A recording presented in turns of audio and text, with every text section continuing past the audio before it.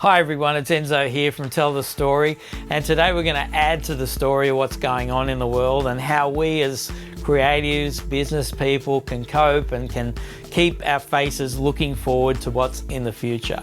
I hope you'll be encouraged by this, so make sure you subscribe to make sure you get some of this content. I'll be doing some interviews with some people in the days to come. I'm really looking forward to that. So subscribe, hit the like button, and make sure you stay on the journey. Now, out of the last video where I talked about some of the practical things that you can do now that we've got all this spare time on our hands, I spoke about 7 or 8 things there that will be helpful. The link to that video is in the description, so make sure you watch that as well because it's very, very practical. But out of that came a question about journaling. How do you journal? Why should you journal? How do you start journaling? Why is it important? Well, I'll start with the why first. Why would you journal? Why would you do it? Is it like Dear Diary? Why would you go and write things down? Why don't you just keep it all up here in your head? Well, I think that journaling and actually writing your story down is beneficial on a whole lot of levels, because I find for me, it really keeps me grounded and focused. And it's a record of the things that I've been through, ideas that I've had, things that I think about for the future, things I'm praying for, believing for, things that my faith is built on. I use it as a source to even encourage myself. I write things to myself to keep myself encouraged, keep myself focused when I'm losing my way.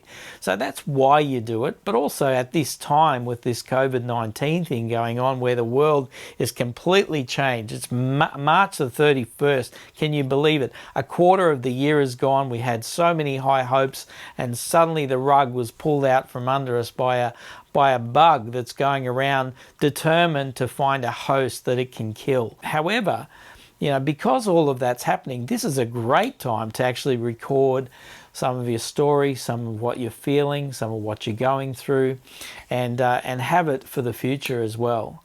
But maybe out of that, you might make a habit out of journaling that will actually hold you in good stead for the rest of your life. The second thing is about journaling is that I always make sure that I get a good journal to write in and a good pen.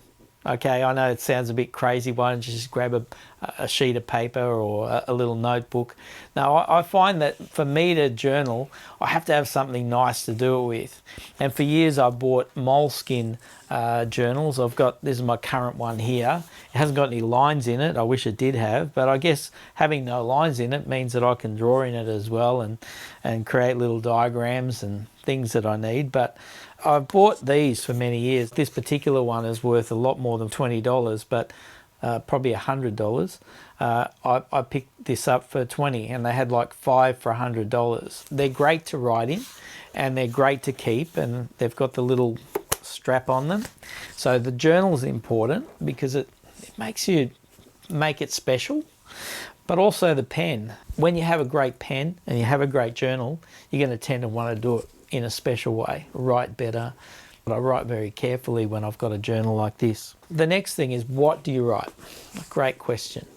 Now, there's a system within Christian circles that's been around for probably more than 20 years that I've kind of followed. I like it. It works for me. And it's the s.o.a.p journaling principle, s.o.a.p. A lot of people do it. What does it stand for? Each one of those letters stands for something. S stands for scripture. So let's start there. A verse in the Bible that actually speaks to you. So as you're reading the Bible, a verse will just come alive, because the Bible's like that. It's like no other book. It's not like a novel. It's not like a reference book or fiction. It's a living book. It's a living word. And I find that there's something new and fresh in it every time I read it. So there'll be something that will speak to me out of that. Write the scripture down. Write it down from a few translations and see what the different translation says, but write it out longhand, the scripture. The second thing is your observation. Great. What are you observing? What are you seeing? What can you see in that scripture? What's jumping out at you and just grabbing you? It could be just a word. It could be 2 or 3 words. It could be a phrase. It could be the idea of the whole scripture. Write that observation down. What are you seeing in that that's absolutely ringing in you and resounding in you? So observation. Then application. What are you going to do different with what you've just read? How are you going to apply this to your everyday life and make it a habit? How are you going to let it define you and change you and make you a different or a brand new person? And so I'll give you an example of this. There was some time ago, probably 10 years or so ago, 12 years ago, I was going through a bit of a tough time with some people.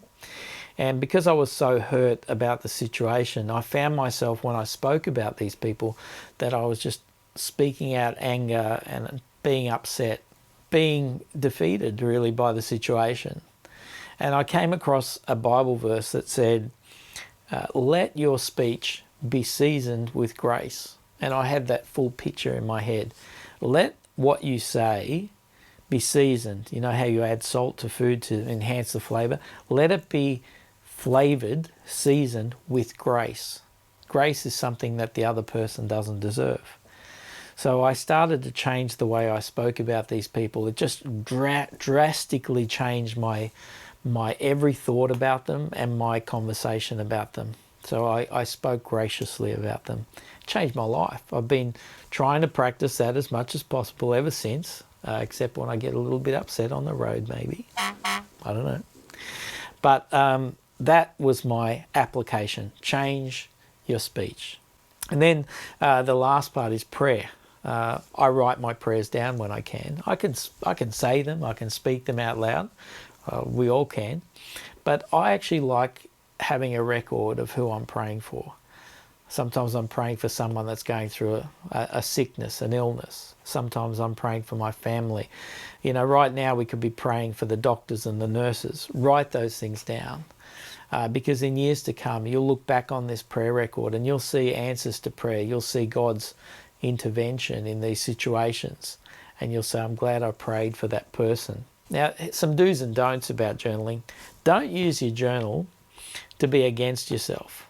You know, a lot of people start their journal and then it becomes like this murky downhill spiral of conversation that you're having with yourself. Don't be against yourself. Be honest. Like, I think you have to be transparent with yourself. Don't use your journal to lie to yourself. Speak your mind. It's okay. If you look at the Psalms in the Bible, that's what they were like. They were very honest. Sometimes the things that the psalmists were grappling with in life, but there was always the positive side that they saw after they, let out their frustrations. They would see the positive. So don't let it be a thing that will spiral you. I use my journal to encourage myself. I write notes to myself that reflect God's belief in me, God's trust in what he's put in me, the work that he started in me, my place in this world and what I'm here to do. I write them down. So do that. Do it in the morning if you can. Make it a habit. I don't make it about time. I make it about quality. So if I'm done in 15 minutes, 10 minutes, 15 minutes, that's fine. If I write for an hour, that's great too. So I encourage you to do it like that. Do it the first thing in the day if you can, or when your brain is at its best, because I think you'll put in your best in that. So do it at the start of the day, but I also have it on hand here. I can just grab it at any time. If I get an inspiration or a thought, I've got it on hand. It's not another notebook. It's not another piece of paper or a scrap of paper, but it's my journal that I can write an idea, write an inspirational thought. All through the day, if you're a creative person, you're thinking of things. Write them down in your journal. So always have your journal handy. I always try and travel with one of these. These are kind of a bit lighter. So I always travel with the journal, and then I keep them. I don't throw them away. I'm going to keep them until I go to be with Jesus. All right? It's not something to add to stress you out. It's not another thing to keep you busier than you already are. But I'll tell you, while we've got all this time, journaling is a really, really important part of creativity. And so make sure you journal. So make sure you hit the subscribe button. Stay on the journey with us. Keep telling your story. Remember, everybody's got a story to tell. And we'll see you next time.